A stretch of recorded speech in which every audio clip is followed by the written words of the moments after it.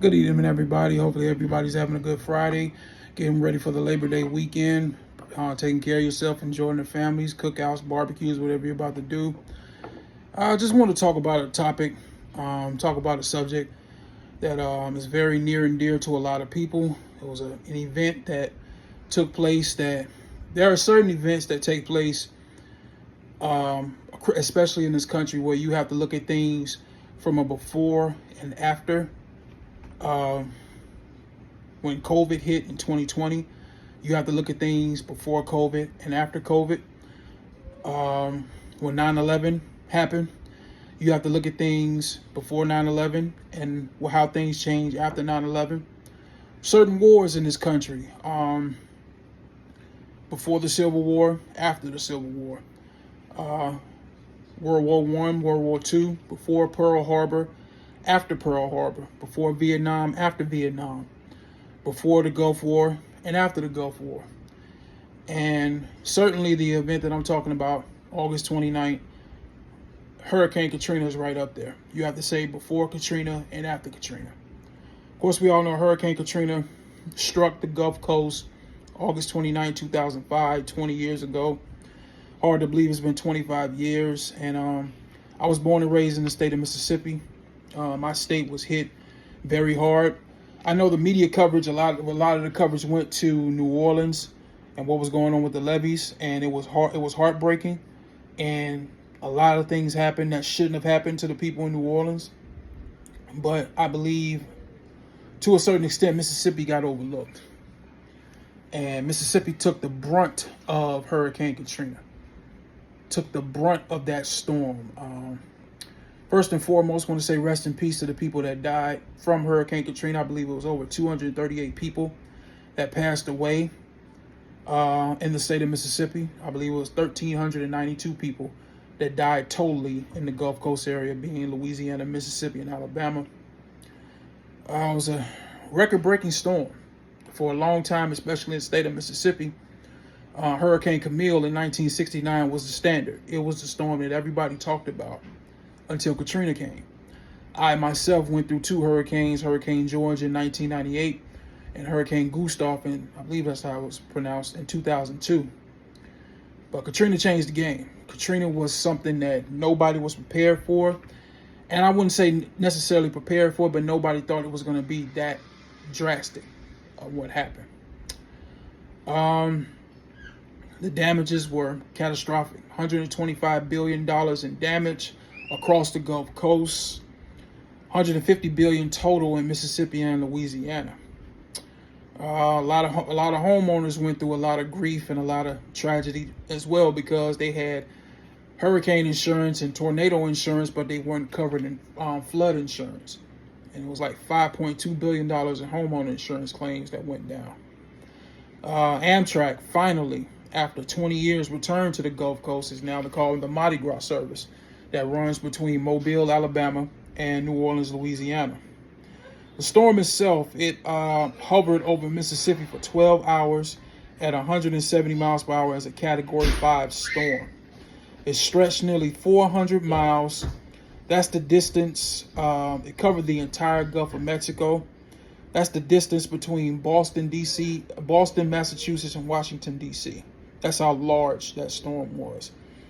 It struck around 4 or 5 o'clock in the morning, if I'm not mistaken, and it didn't weaken until after 7 p.m. Central Time. Storm surges got over from anywhere from 15 to 16 feet to 28 to 30 feet. Some towns like Waveland, Mississippi was completely destroyed. The storm was huge. It was powerful. And another factor that you had to deal with, now once the storm and everything left and died down, now you're dealing with 90-degree weather and 80 to 90% humidity. And I remember my mom telling me that they didn't have power for 2 weeks. So now you're going through the worst natural disaster to ever hit that area, and you're dealing with 90-degree weather and 80 to 90% humidity. And most people didn't have generators, and they didn't have access to one. So they had to go through, pretty much go through hell in every aspect of it.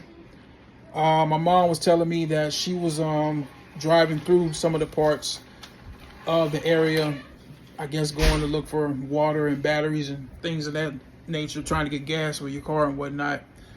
And my mom basically said it looked like someone just took grenades and just threw them all over the place, like bombs just went off. Like I said, I had just moved to Philadelphia August 10th, 2005. So I wasn't there. It happened about 2.5 weeks after I moved to Philadelphia. And the fact that when it was going down and didn't have no way of getting a contact with anybody. No one. I believe Amtrak, I remember Amtrak, the train service that goes from Philadelphia to New Orleans, the Crescent train, they stopped service in Atlanta, Georgia, because they didn't know how bad it was. And the fact that Amtrak, after 20 years, is now bringing back service to that area speaks a lot. It took 20 years for it to come back. But God's grace and mercy, man. People pulled through it. The resiliency, the strength, the courage to stay there and rebuild. And it's hard to believe it's been 20 years since that storm came through and did what it did. Like I said, it covered the entire, I remember that Saturday night or Sunday morning when I was watching the news, then it slowed down when it came to the southern end of Florida.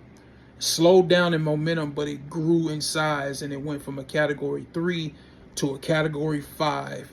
And then once it grew to that size, regained its momentum and its speed, and then just came through and did what it did. When I saw that storm covered the entire Gulf of Mexico, I'm like, when you have a storm that big and that powerful, anywhere from Texas to Florida, that entire area of the Gulf Coast, no one was exempt from that power and that wrath.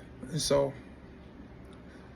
like I said, rest in peace to those that lost their lives during Katrina. Much respect and salute to those that stayed and were able to rebuild and get their lives together.